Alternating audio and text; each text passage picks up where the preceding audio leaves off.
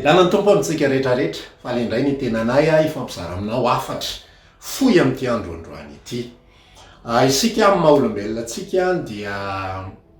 mety manao fahadisoana daholy. Samy mba efa nisy fotoana nanao be didoa, samy mba efa nisy fotoana nafantatra hoe zao ny lalana tokony aleha fa tsy te halala tsotra zao aho, tapenana ny sofina, tsy te hieritreritra fa tonga de manao zay sitrapontsika sy eritreretintsika fotsiny de aveo tsika mahita olana. Misy kosa nefa olona izay tena nanao fahadisoana, ny fahadisoana zay nataony de tena ngeza be mihitsy ny fetraikany tao anatin'ny fiainany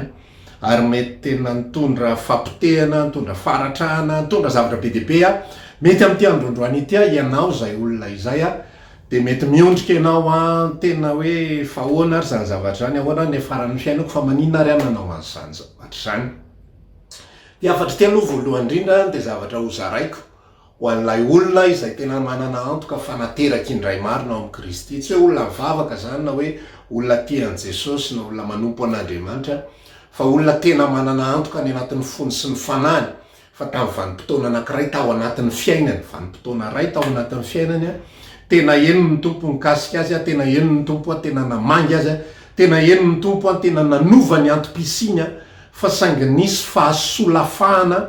teny anatin'ny lalana teny. Ohatra zany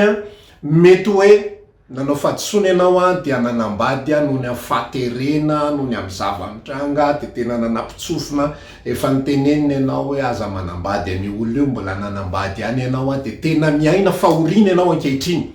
tena miaina fijaliana ianao ankehitriny. Matsiaro ianao fa nisy firehetana tany aloha fa vokatra lay fahoriana zay manjo anao de lasa maina ianao mivavaka, lasa kamo ianao lasa tsy mahita firehetana intsony na lasa tsy mahita fifaliana intsony efa ela ianao tsy tafaray intsony amin'ny tompo tena tsy henonao intsony lay fahatsapana izay nanananao fa ilay fahavelomana tao anatinao tsy henonao intsony zany fa de mety hoe manompo sisy ianao de fey manompo fa tsisy zavatra intsony. De afatra ty dia ifampizarako aminao hoe ao anatin'ny baiboly ao dia be deaibe ny olona raha tsisy rehetrarehetra de nanao fahadisoana avokoa. Ohatra horaisiko amin'ity androandroany ity dia ny tantaran'i Davida tamin'ny Batseba. Nisy fotoantsika fampizaran'izay Davida sy Batseba zay tamin'ny fotoam-bavaka izay vao nataontsika fotsy ela hoe nanao fahadisoana lehibe indrindra Davida, dia vadiny Orina nangalariny izy efa manambady 5 raha tsy diso aho tao anatin'izay de mbola nangalabadin'olona ihany rehefa vita zay de nivonoany Oria de rehefa vita zay de tonga tany aminy natana-paminany ary nyresaka tamin'ny Davida, nitondra tamin'ny Davida ny afatry Jehova izay milaza ny fanafaizana azy. De tena ny babo ny vokany tokoa Davida satria maty ny zanany tamin'ny alalan'ny Batseba, korotana ny ankohonany ny zanany izay nisy an'izany atao hoe Tamara sy Aminona izany dia eritrereto hoe zanaka nateraky Davida fa ny vavy de ny violeny lahilahy de aveo namalyfaty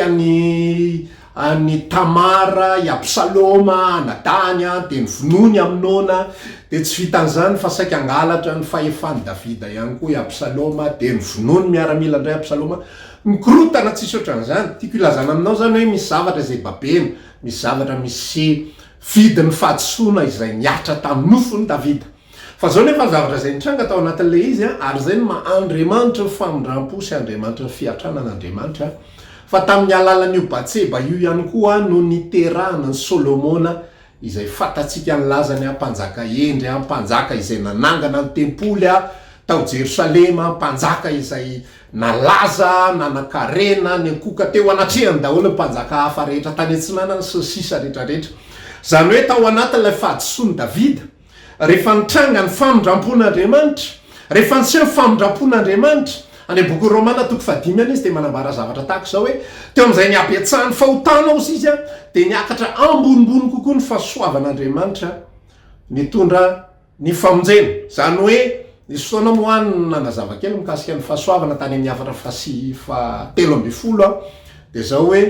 raha ny fahotako manokana ozy de tahaka ny fakobe an'Andriamanitra fa saingy teo anatrehan'ny abetsahan'ny fako de ngeza lavitra ny fanaripako de tsy nafa ny famindram-po sy ny fiatran'Andriamanitra. Ka zao afatra zao de te ilaza aminao hoe mety mbola miaina fahoriana ao amin'ny nofinao ianao, vokatra ny safidinao vokatra fahadisoanao fa zao mitraka satria ao anatin'ny fahoriny ao anatin'ny problema ao anatin'ny fahadisoana lalana sy fahadisoa-tsafidy ao anatin'ny amafisa-po sy amafisan-doha atsika ny famindrapon'Andriamanitra sy ny fahasoavan'Andriamanitra de lehibe lavitra ary mbola vonina anangana anao ary mbola vonina hitarika anao ary mbola vonina mindra fo aminao ary mbola vonina hitondra anao amin'ny lalana tsara kokoa araka le resako teo a diso Davida am tena nanao tsy mety izy a fa rehefa nibebaka izy dia Andriamanitra namindra fo taminy a ary namoaka lalana tamin'ny alala le fahadisoany a lalam-baovao zany hoe ozy Andriamanitra amin'ny voalohany tia ny lalana ka izory tsy nizotry Davida fa nivily avy tato tao anatin'iny fiviliana iny namindra fo Andriamanitra dia misy lalana vaovao ny foroniny tao nanao fahadisoany Adama sy Eva ninana voankazo voarara fa tao anatin'ny fiviliana dia namoaka lalana vaovao indray Andriamanitra ity indray ny lalana satria za dia Andriamanitra ny famindram-po Andriamanitra ny fiatrana miafatra aminao ty androandroany ity ianao zanak'Andriamanitra ianao nateraky indray marina mitraka mifonany amin'ny fahadisoanao ekeo anatrehan'Andriamanitra amin'ny fahadisoana aza mitady vahaolana ho an'ny tenanao ahoana ny atafavoako an'ity ahoana fomba hamahako an'ity nde hisarako ty vadiko ty nde hiataoko an'izao ty nde ataoko an'izao ty eto indray ny lalana zay ity sain'olombelona ity mitady vahaolana amin'ny tenany foana fa tsy te hibebaka tsy te hifona tsy te hiantehitra amin'Andriamanitra tsy te hiankin-doha amin'Andriamanitra tsy te hijery ny tompo fa mitady foana hoe ahoana de rehefa tonga any amin'ilay tsy tahitsony zay antsapazana tsy tahitsony zay isarangotany eo am'izay zay vao hoe efa trotraky ny ady saina vao mba nahatsiaro anao ry tompo menatra tsy samy hitaraina ry Jesosy fitiavana fa androany a miafatry ny tompo aminao ao anatin'ny fahoriana zay misy anao a Andriamanitra de sakaiza morazo indrindra ao anatin'ny fahoriana maka fotoana maka toerana manokana mihitsy raha azo atao tena mitokana mihitsy tena mba miresaka hoe ndao mba hiresaka an'le fiainana tompo tena nanao fahadisoana koa embolana lasa heritaona lasa 2 taona 5 taona 8 taona sao am'jinja mivokadratsiny zany mety misy tranga be dehibe ao anatin'izany mety miteraka tsy manambady anao sy sisa rehetrarehetra za manokana tena milaza aminao za tsy manenjika anao ary za tsy manometsina anao ianao le ohatran'izao ianao le ohatran'izao ianao efa tenena fa ohatr'zao tsy zany fa ho anatin'ny fahadisoanao a zavatra tokana ny angatahan'ny tompo aminao sy tediavin'Andriamanitra aminao ekeo mifona manekeo hoahitsy manekeo amboarina misaora amin'ny zavatra rehetrarehetra de matokisa mitrakay indray a matokisa ny famindrapon'Andriamanitra de mitsikitsiki sotranao atompo fa na de betsaka ary fahadisoko na de betsaka ary ny adalako na de ohatr'zao sy ohatr'zao ary a tianao foana mamindra fo amiko foana ianao ary manana planinao andray ianao am'ty andro androany ity manana planinao a ianao amin'ny hoavy tahaky ny nanangananao any Davida sy ny nanamboaranao lalanao azy tao anatin'ny fiainany ary na de ataoko ary hoe tsy tena lava ny androm-piainan'ny Davida fa 70 taona teo eo a na de nisy ary fahadisoana na de nisy ary zavatra rehetra de nanana taranaka izy nandimby azy a de nanana fanjakana mbola lamina tsara fanjakana tamin'ny androm-piainan'ny Davida sy ny sisa rehetra de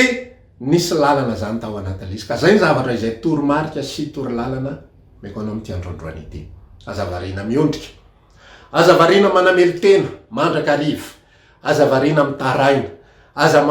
tsy fantatro rehetrarehetra zay ataonao ao mitomany mitantara ny alahelonao ary tsisy ery manoratra epistily sy tantara sy tsy fantatro sy diary apetrao daholo zany rehetrarehetra zany manatona ny tompo a raiso famindrapo raiso famelan-kelo ka mitsiki mifaly midera mitsinja fa ao anatin'ny fahorianao eo anatin'ny problema izay ianao ny tompona andraikitra voalohany sy mety nanao an'lizy a